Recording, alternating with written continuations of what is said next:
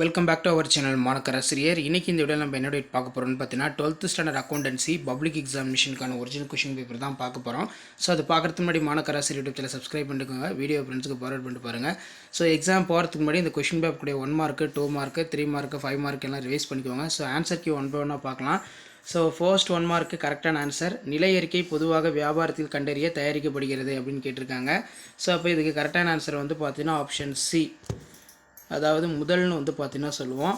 Statement of affairs generally prepared find out business பொறுத்த வரைக்கும் option C capital வந்து கரெக்டான ஆன்சர். நெக்ஸ்ட்டு வருவாய் மற்றும் செலவின கணக்கு முறை வந்து எப்படி இருக்கும் அப்படின்னு கேட்டிருக்காங்க. ஆப்ஷன் சி தான் ஆன்சரு, அதாவது பெயரளவு கணக்கு அப்படின்னு சொல்லுவோம். இங்கிலீஷில் வந்து பார்த்திங்கன்னா நார்மல் அக்கௌண்ட்டு.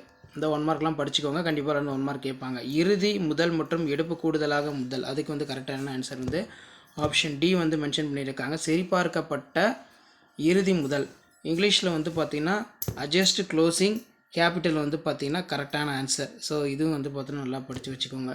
ஃபோர்த் வந்து பார்த்தீங்கன்னா ஒரு மன்றத்தின் உள்ள 500 உறுப்பினர்கள் அப்படின்னு வந்து கேட்டிருக்காங்க. அப்போ ஃபோர்த்துக்கு கரெக்டான ஆன்சர் வந்து ஆப்ஷன் பி 50,000. ஃபோர்த்துக்கு கரெக்டான ஆன்சர் வந்து ஆப்ஷன் பி.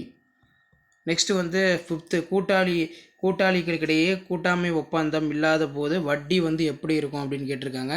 அப்போ 5க்கு வந்து பார்த்தீங்கன்னா ஆப்ஷன் பி வழங்குவதில்லை, நாட் அலோடு தான் வந்து கரெக்டான ஆன்சர்.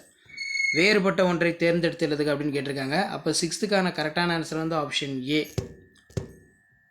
நிலை முதல் முறை, அதாவது ஃபிக்ஸ்டு கேபிட்டல் மெத்தடு, இதுதான் கரெக்டு.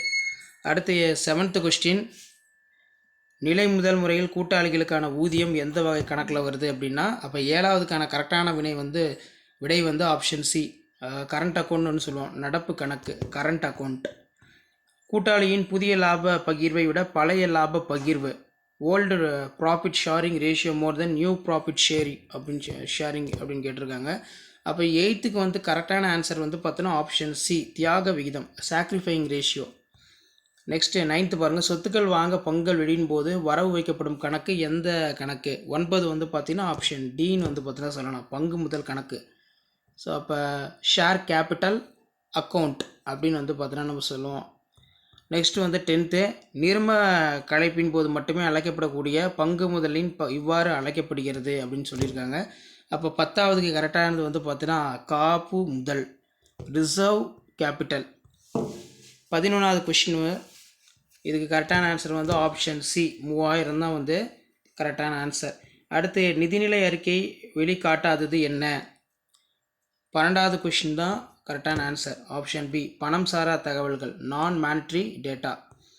13 சரியான குறியீடு வந்து தேர்ந்தெடுத்து சொல்லியிருக்காங்க. அப்போ 13க்கு கரெக்டான ஆன்சர் வந்து பார்த்திங்கன்னா ஆப்ஷன் டி. 13க்கு கரெக்டான ஆன்சர் ஆப்ஷன் டி. இது நல்லா பார்த்துக்கோங்க. அதே மாதிரி ஓராண்டில் அல்லது இயக்க சுழற்சியின் காலத்திற்கு ரொக்கமாக மாற்றப்பட வேண்டியது. 14வதுக்கு வந்து பார்த்திங்கன்னா ஆப்ஷன் சி கரண்ட் அசெட், நடப்பு சொத்துக்கள்னு சொல்லுவோம். 15வதுக்கு கரெக்டான ஆன்சர் வந்து பார்த்தீங்கன்னா ஆப்ஷன் பி. ஆப்ஷன் பி தான் வந்து கரெக்டான ஆன்சர். இந்த 1 மார்க்லாம் படிச்சிருப்பாங்க, கண்டிப்பாக கேட்பாங்க. அரைக்கலன் கடனுக்கு வாங்கியது டேலியில் எவ்வகை சான்றாவணத்தில் பதிவேற்றப்படும் அப்படின்னு கேட்டிருக்காங்க. 16 பொறுத்த வரைக்கும் ஆப்ஷன் சி உரிய குறிப்பேடுகளில் சான்றாண்மை, ஜேர்னல் வவுச்சர்னு வந்து பார்த்திங்கன்னா நம்ம வந்து மென்ஷன் பண்ணலாம். அடுத்து வந்து பார்த்திங்கன்னா பொருந்தாத இணை கேட்டிருக்காங்க. இதில் பொருந்தாது அப்படின்னு வந்து பார்த்திங்கன்னா 17க்கு ஆப்ஷன் ஏ தான் பொருந்தாது. இந்த 1 மார்க் பார்த்துக்கோங்க. குட்வில் இதுதான். அடுத்து பார்த்தீங்கன்னா டேலி நுழைவாயிலிருந்து இருப்பாய்வு 18 பொறுத்த வரைக்கும் ஆப்ஷன் டி. ஸோ இதை மார்க் பண்ணிக்கலாம். நெக்ஸ்ட் வந்து கூட்டாண்மை நிறுவனத்தின் கூட்டாளி விலகல்னு வந்து கேட்டிருக்காங்க. 19 வந்து option D old profit sharing ratio தான் கரெக்டான ஆன்சர். ஒரு வணிகத்தின் முதலாம் ஆண்டு செலவுகள்னு கேட்டிருக்காங்க. அப்போ 20க்கு கரெக்டான ஆன்சர் வந்து ஆப்ஷன் சி 110%.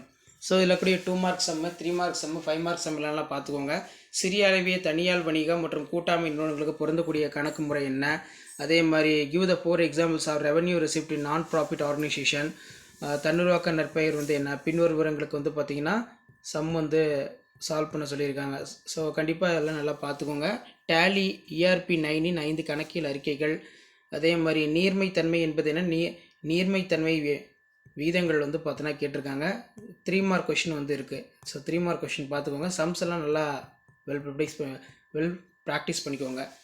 முதல்நிலை முறைக்கும் மாறுபடும் முறைக்கும் இடையே உள்ள வேறுபாடு, இது ரொம்ப முக்கியம். ஸோ அதே மாதிரி கீழே பார்த்தீங்கன்னா வந்து சம்மெல்லாம் கொடுத்துருக்காங்க. டேலி ERP 9 முன்பே வரையறுக்கப்பட்ட பெயரேடுகள் யாவை?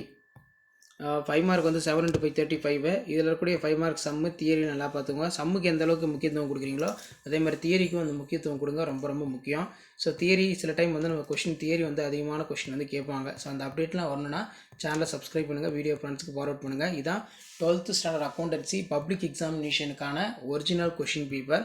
இதில் இருக்கக்கூடிய 1 மார்க்கு 2 மார்க்கு அதே மாதிரி 3 மார்க்கு 5 மார்க்கு நல்லா படிச்சிருப்பாங்க. மறக்காத வீடியோ ஃப்ரெண்ட்ஸுக்கு ஷேர் பண்ணுங்கள், சேனலை சப்ஸ்கிரைப் பண்ணுவீங்க. உங்களுக்கான அப்டேட்லாம் தொடர்ந்து அப்டேட் ஆகிட்டே இருக்கும்.